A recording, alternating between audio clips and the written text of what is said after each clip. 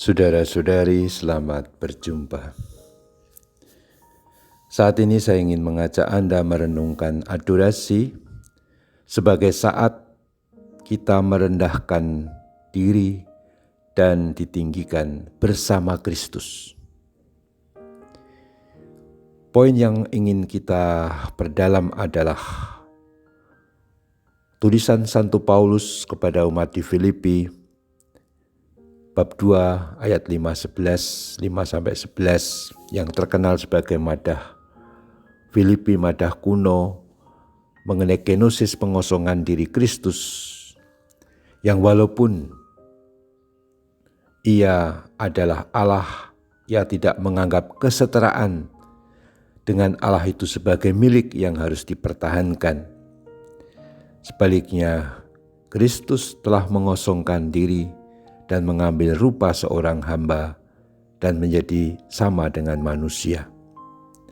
Dan dalam keadaan sebagai manusia, Yesus telah merendahkan dirinya dan taat sampai wafat, bahkan sampai wafat di kayu salib. Perhatikan bahwa kata-kata di sini, Yesus Kristus itu aktif. Dia mengosongkan diri, mengambil rupa seorang hamba, menjadi sama dengan manusia. Dan dia taat, merendahkan diri dan taat sampai mati, bahkan mati di kayu salib. Pengorbanan yang sampai sedalam-dalamnya, sehabis-habisnya. Tetapi yang menarik, kalimatnya kemudian berubah.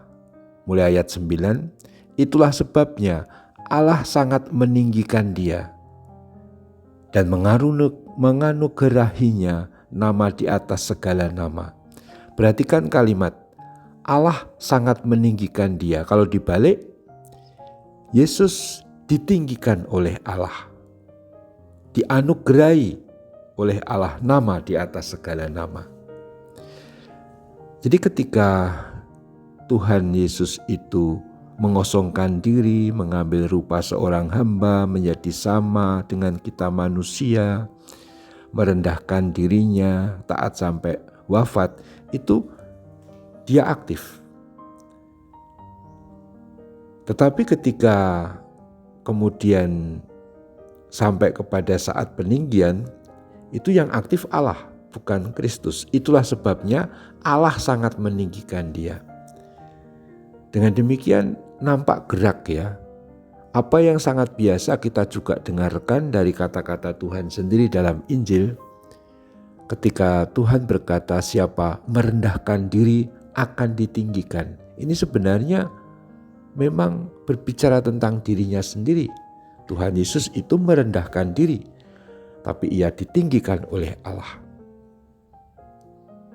Betapa di sini suatu spiritualitas Kristiani yang amat pokok dan mendasar itu tumbuh dan berkembang. Bagaimana kita sebagai murid-murid Kristus mesti berupaya secara aktif untuk menjadikan diri kita menjadi murid-murid Tuhan yang baik, yang mau berkorban, yang mau merendahkan diri, yang mau bersikap rendah hati, tidak menyombongkan diri, mau bersikap melayani sesama, mengerjakan segala sesuatu dengan gembira dan dengan sungguh-sungguh. Perkara bahwa akhirnya kita mendapat reward atau mendapat penghormatan dari orang lain, istilahnya tadi ditinggikan oleh Allah, itu urusan Allah, itu urusan orang lain. Yang ada dalam diri kita adalah suatu pertama tanggung jawab moral, bahwa sebagai para murid Kristus kita meneladan tindakan Kristus yang mengosongkan diri, mengorbankan diri itu, ya. Dan yang kedua, justru karena kita itu hidup dalam Kristus dan Kristus hidup dalam diriku, maka pengosongan diri ini sesuatu yang bersifat lumrah dan semestinya.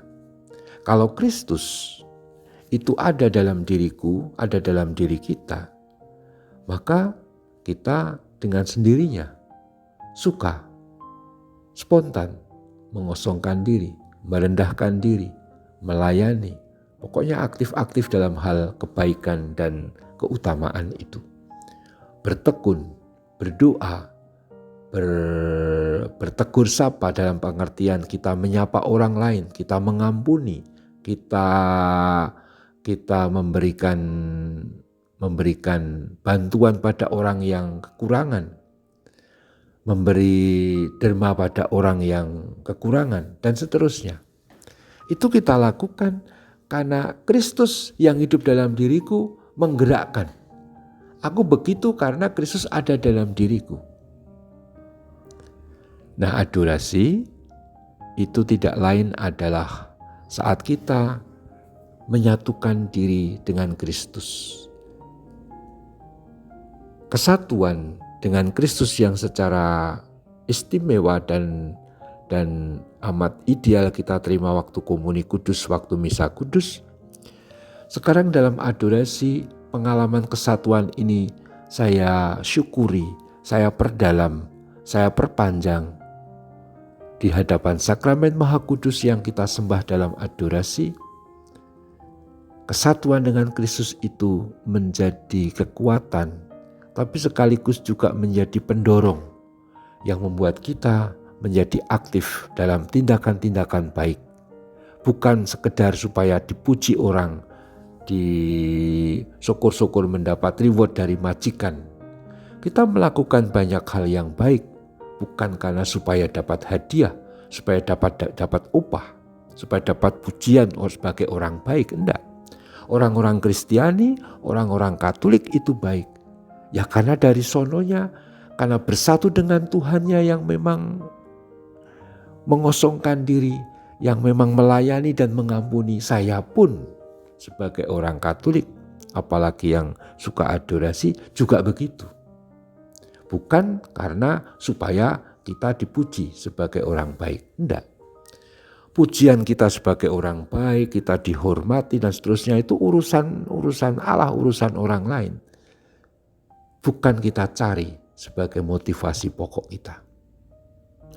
Inilah makna madah Filipi, madah kuno, pengosongan diri kenosis, yang untuk kita bisa sungguh-sungguh menjadi inspirasi yang kuat bagaimana tindakan baik kita bukan sekedar atau bahkan jangan karena untuk mendapatkan penghargaan, penghormatan, tapi karena perbuatan baik itu pertama tanggung jawabku sebagai murid Kristus yang meneladan Kristus, tapi sekaligus karena Kristus ada dalam diri kita sehingga kita didorong untuk melakukan hal-hal baik itu dengan sendirinya.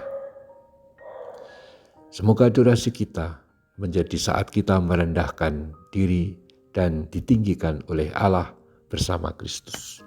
Terpujilah Tuhan kita Yesus Kristus untuk selama-lamanya. Amin.